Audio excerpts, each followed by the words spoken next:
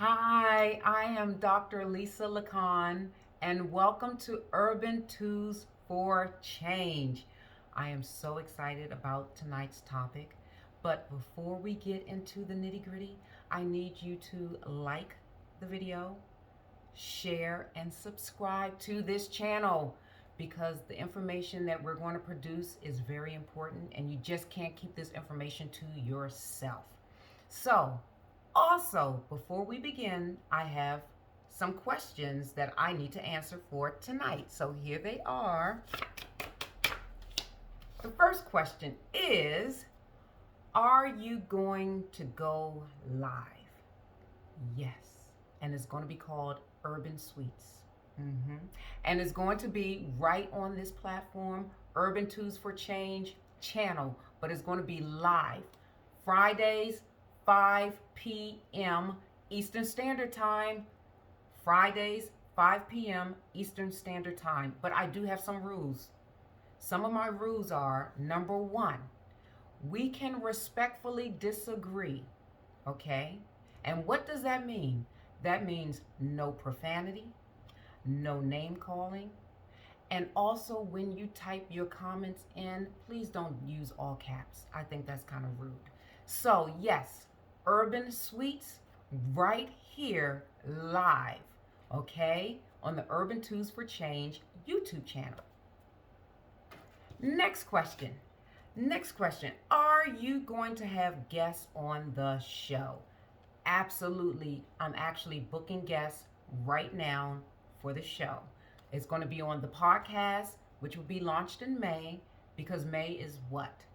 Mental Health Awareness Month. And also, I'm going to have live guests on this platform, okay? So, I'm looking forward to that. So, thank you for your questions, and please keep them coming, and I will try to answer all of your questions. I have more questions, but I answered them, but these are the two that I did not get a chance to answer. Okay, so let's begin. So tonight's topic, I was a little disturbed about tonight's topic because I usually try to come up with a title, and I do not have a title. I think because it really disturbed me. So I was working on a podcast called Stay Away From Me with Your Mental Illness. And it focused on blacks in the urban community, or just blacks in general. But I'm really talking to the urban community right now. And it really talked about why we do not seek mental health treatment. So in my research, I learned, not really learned, but I gathered four things. I kind of already knew it, but it was just in my face. So I call it the STUV, why we don't seek mental health treatment. S is for stigma, T is for trust, U is for underrepresented, and V is for visibility value. So the stigma. So there are three types of stigma. I'm not going to get into it right tonight. Three types of stigma. I'm just going to say what they are, but the podcast will have it, and I lay it out. Okay? So there's public stigma, self-stigma, and institutional stigma. And within each form of stigma, there has to be three compartments. And those three compartments are basically stereotypes, prejudice, and discrimination. And I break down every single compartment of what it looks like within each area of stigma. So remember I said STUV. S is for stigma, T is for trust, U is for underrepresented, and V is for visibility value. So what I'm going to talk about tonight is the U and the V, underrepresented and visibility value. That is the V. So as I was doing my research on this, and just my own personal life, for me, I prefer going to a doctor that is culturally competent. I prefer going to doctors that speak the same language that I speak. And I don't mean the English language, I mean my cultural language. I mean the foods that I eat, the communities that I come from, the communities that I navigate in, the music that I listen to, things of that nature. I really would like a doctor that understands about racism and racists and all of those things. And I find that best when I seek physicians that look like me. So I grew up in Washington, D.C. When I said, "Who the heck is Lisa?" I didn't tell you where I grew up. I grew up in Washington, D.C. And growing up in Washington, D.C., I was blessed by having black educators. All of my school principals were black. I had black male school teachers, science teachers, black male science teachers. They weren't all coaches and gym teachers. I had a black art teacher, Mr. Rice, in Paul Junior High School. I can name all of my school principals: Mr. Anderson at Whittier, Mr. Collier at Paul Junior High, Mr. Campbell. I had 1 year at Calvin Coolidge, and then Dr. Bonner at School Without Walls. That's where I graduated, School Without Walls, on the campus of George Washington University. So growing up in DC, that was all I saw. I saw black professionals. I even had a black vet for my dog, Dr. Darden. She was on Georgia Avenue. So that's what I gravitate toward. So we have a tendency in our community to want to gravitate with someone that's culturally competent. So this was very alarming to me when it comes to mental health and mental illness in the black community. So I looked up some statistics, and what I saw was very troubling to me. So in 2019, according to the American Psychological Association, blacks accounted for 1, 2, 3% of the black psychology workforce. 3%. I could not believe it. I could not believe it. 3%. Say what? I said 3%. So, according to the Bureau of Labor Statistics, there are approximately 171,500 psychologists. So if we're about 3%, that means we're 145 black psychologists in the United States. 5,145 black psychologists in the United States. I want you to think about those numbers, okay? And then as I get into it a little deeper with these statistics and other things that is plaguing our community, it's going to be mind-blowing, okay? So, according to the Census Bureau, of course, we make up 13.4% of the population. And it says 13.4% of the U.S. population identifies as black or African American. Of those, over 16% reported having a mental illness in the past year, and that's from SAMHSA. Keyword. What's the key word I said? I said reported. It said over 16% reported. So that means, think about this. That's the reported number. How many did not report?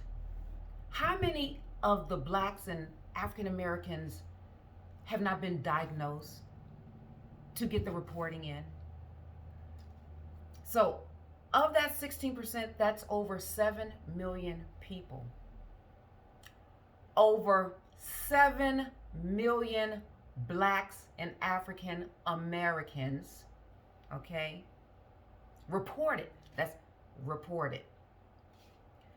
That's more people than Chicago, Houston, and Philadelphia combined. And we only have 5,145 black psychologists.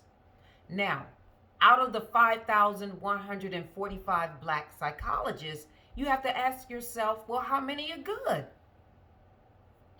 We're dealing with over 7 million people. So if we want to go to see a psychologist that looks like us, where are we going to find it?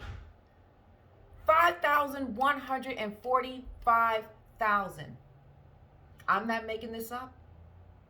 That's what the American Psychological Association, that's their number. I'm not making this up. Okay? And then let's go into the land of psychiatry. According to the American Psychiatric Association, there are approximately 41,000 psychiatrists in the United States. Do you know how many are black? 2%. Say what? I said 2%. That's like 820 black psychiatrists in the United States. And it's more than 7 million of us with mental health issues and problems. And if we want to go to someone who's culturally competent and good, I mean, so if it's 2%, if it's 820 black psychiatrists, how many are good? I don't know. I've never worked with a black psychiatrist. I know that they're out there. I know of only 2, but I've never worked with them. So that's not good. Not good at all. So also, I was reading this article from the Washington Post dated August 2020. Black psychiatrists are few. They've never been more needed. That is true. 2%, 820. All right. So remember, this is August 2020. So I'm reading from this Washington Post article.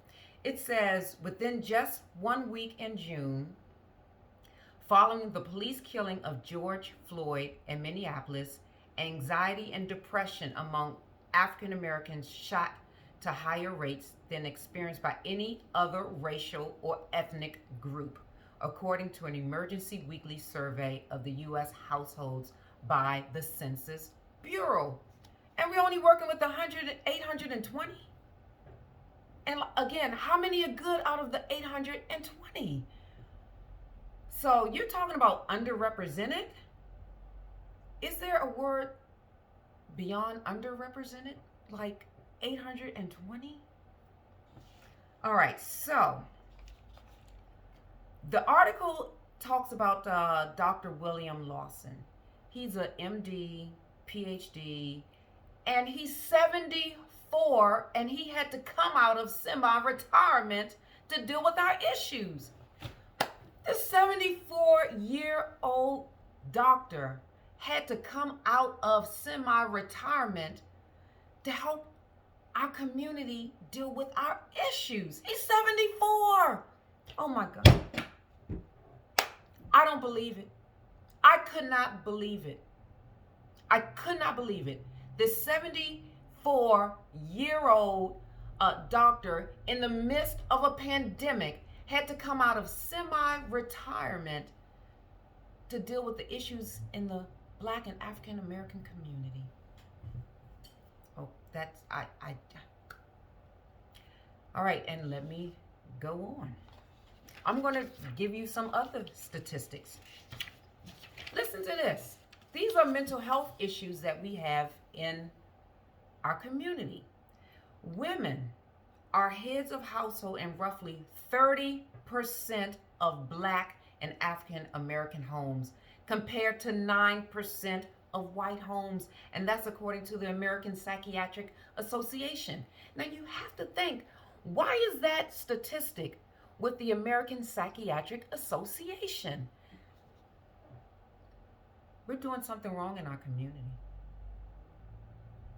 That is definitely a direct result of poverty. Poverty leads to mental illness. Poverty leads to death. That's why this stat is in the American Psychiatric Association. I have some other stats. Black and African American people are more often diagnosed with schizophrenia and less often diagnosed with mood disorders compared to white people with the same symptoms. Additionally, this is it, they are offered medication or therapy at the lower rates than the general population. What's happening? What's happening to our community? That's according to the American Psychiatric Association. Another one. Black and African American people are overrepresented in our jails and our prisons, but we're underrepresented with health care. Okay. Black and African American people make up 13% of the general U.S. population, but nearly 40% of the prison population. I cannot believe it. I cannot believe it. 40%. It's unbelievable. It's unbelievable. And then it says Black and African American people with mental health conditions, specifically those involving psychosis, are more likely to be in jail or prison than people of other races.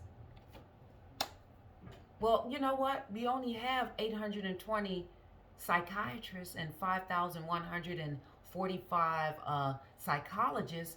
And when it came to social workers, I tried to find the number of those with licenses, Black with licenses. I could not find that number. I did find that 60% engage in clinical work, but of those 60%, I don't know how many are Black. And are those that are Black, are they good? I don't know. We have a problem in our community. We don't seek mental health treatment because guess what? There's no one that we can identify with. That's just one of many reasons. I just couldn't believe it. 820 Black psychiatrists. All right, so goes on. I'm not finished yet. In 2018, 58.2% of Black and African American young adults 18 to 25 and 50.1% of adults aged 26 to 49 with serious mental illness did not receive treatment. And that's from the CDC. I'm not making this stuff up. I'm not making this stuff up. That's from the CDC, Center for Disease Control. I'm not making this up. They did not receive treatment. That's not good. And this is what we're dealing with in the urban community, in the Black community. Oh, here's another one from the CDC. Nearly 90% of Black and African American people over the age of 12, that's very large, over the age of 12 with a substance use disorder, SUD, did not receive treatment, according to the CDC. Like I said, we're not seeking treatment in droves. We're not seeking treatment in droves. And then this is the kicker. This happened in 2016, according to CDC. 12.3% of Black and African American adults who had a doctor's office or clinic visit over the past year had difficulty getting needed care, tests, or treatment compared to 6.8% of white adults. We have a major problem in our community. We're overrepresented when it comes to jail and prison, and then we're underrepresented when it comes to seeking and getting mental health treatment. That's the underrepresented.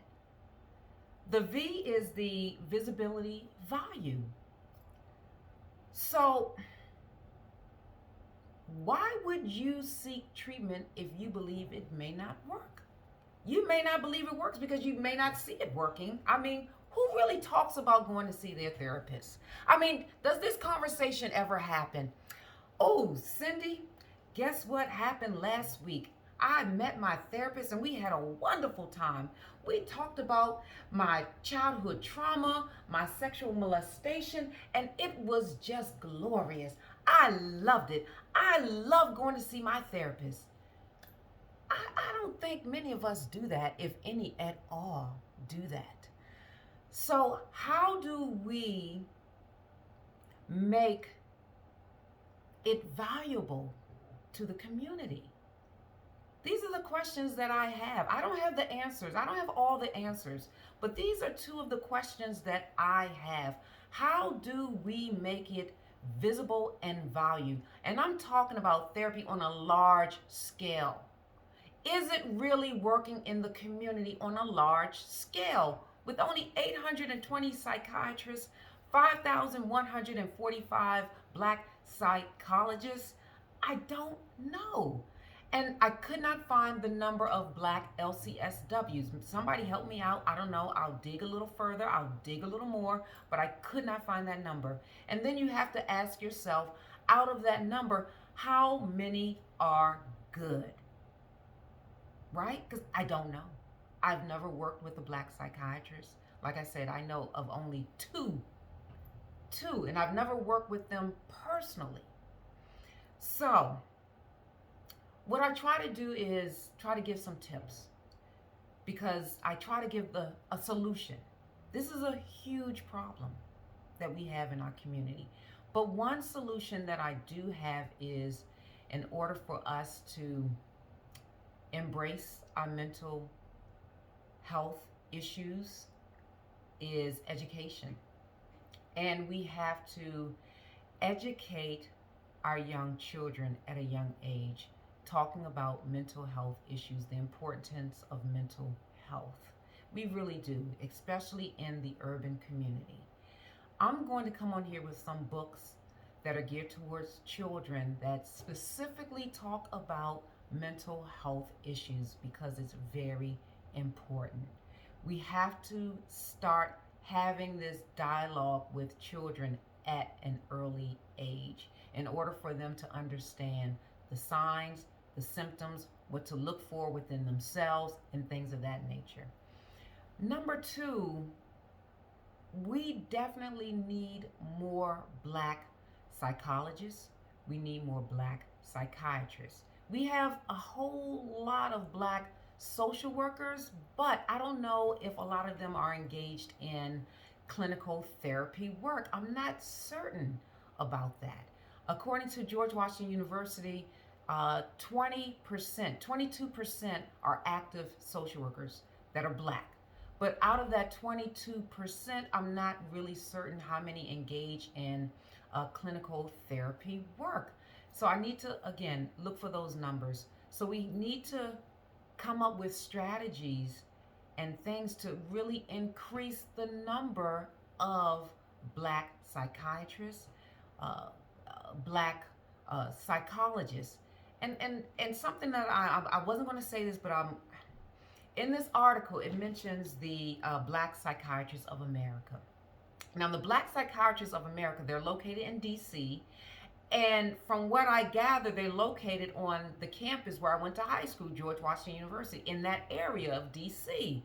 So I called them because, I had to see what they're about. I called them, and the phone, I think, was disconnected. I'm like, what the heck? I could not believe it. I think the phone was disconnected. And I'm like, okay. So I went to the website, and it didn't look like they had an active website either. So that's a problem. Somebody, listen, if you know anyone that's affiliated with the Black Psychiatrists of America in Washington, D.C., please tell them about me. I want to get in contact with them. D.C. is my home. According to this article, they're doing some wonderful things, but I called them. The numbers seemed to be disconnected. I went on the website. The website seemed to be offline. So, I don't know. But one of the two things that I do know is we need education. We definitely need to educate our children. And good, qualified people need to educate our children so that if they themselves come of age and they say, you know what, I think I need to see a therapist, there's no stigma attached to it. Number two, we need to invest in students to get them through undergrad and to get them through medical school so that they can become Black psychiatrists. And we need to get them through graduate school so they can become Black psychologists and psychology major. It's very important. We need more culturally competent mental health workers. We definitely do. And then also, a third one I was thinking about for the visibility is we need more Black influencers who may have a mental illness and are recovering. And I told you what recovering is. It doesn't mean, hey, I'm cured of, my manic depression. No, it means that you're going through the process. It's an ongoing journey, and you're identifying tools to help you maintain your wellness.